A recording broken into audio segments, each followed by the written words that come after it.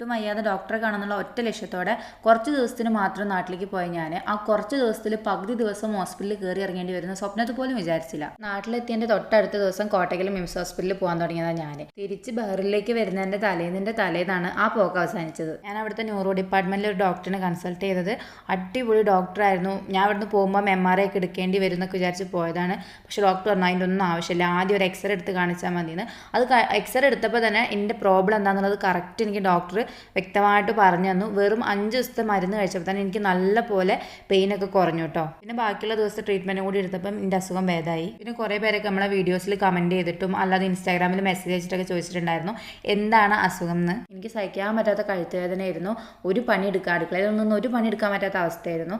അപ്പം പോയിട്ട് ഡോക്ടറെ കാണിച്ചപ്പം എക്സ്റേ എടുത്ത് നോക്കിയപ്പോൾ മനസ്സിലായി എന്താ വെച്ചാൽ നമ്മുടെ കഴുത്തിൻ്റെ ഇവിടുത്തെ നെർവ് വലിഞ്ഞതായിരുന്നു. മെസ്സേജ് അയച്ച് ചോദിച്ചവർക്കും സുഖവിവരങ്ങൾ അന്വേഷിച്ചവർക്കൊക്കെ എൻ്റെ ഒരുപാട് സ്നേഹം.